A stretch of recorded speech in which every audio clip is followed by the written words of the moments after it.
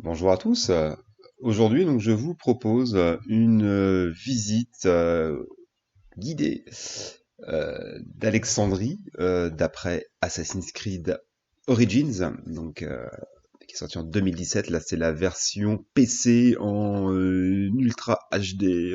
Bon, je me suis fait plaisir, hein, j'ai acheté le gros PC gamer qui va bien, donc on a les graphismes au top du top, hein. Donc j'ai choisi le crépuscule, hein, pour qu'il y ait moins de luminosité, moins les rayons du soleil qui nous gênent.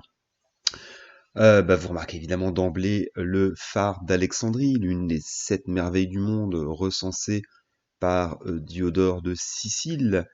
Et ce qui est vraiment bluffant, c'est que la reconstitution est vraiment fidèle à ce qu'était le phare.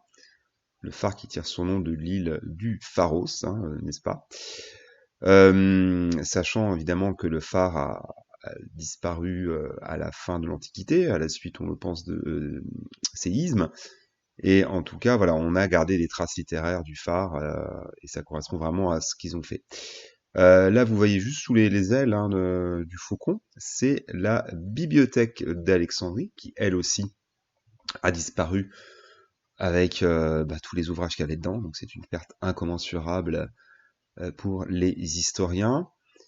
Et vous voyez là, sous une espèce d'acropole, alors je pense pas que ce soit très très réaliste, mais enfin en tout cas, un temple dédié à Sérapis, la divinité syncrétique, typiquement hellénistique, hein.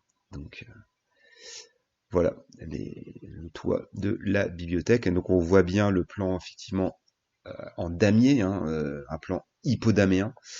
Parce qu'évidemment, on rappelle que c'est Alexandre qui a fondé Alexandrie, hein, 330 avant notre ère, mais que les travaux ont été terminés par Ptolémée Ier et Ptolémée II, hein, notamment, par exemple, le phare a été terminé vers l'an 270 avant notre ère. Donc vous voyez en arrière-plan, hein, le lac Mariotis, avec évidemment aussi en arrière-plan les pyramides de Gizeh et de Khéops. Donc vous voyez quand même, hein, la direction artistique de toute beauté. C'est quand même très très impressionnant. J'avais quand même bien joué à Assassin's Creed en Odyssée, mais celui-là il est quand même un cran dessus, je trouve, encore au niveau level design. Donc voici le héros Balek, hein, qui court après une vengeance à la suite de l'assassinat de son fils par une confrérie masquée. Personnage charismatique s'il en est, en plus intéressant parce que sa vengeance on la découvre petit à petit au fil des quêtes, hein, par des flashbacks. Donc on n'a pas la sensation que l'histoire comme ça nous est imposée d'un coup. Donc vous voyez, voilà, quand même, c'est graphiquement vraiment très très impressionnant. Donc j'ai fait court pour le coup pour un galop d'essai. Je referai des vidéos de présentation des différents monuments, que ce soit des monuments égyptiens ou des monuments hellénistiques, parce que ça s'y prête quand même vraiment. Voilà, je vous remercie, allez, à bientôt.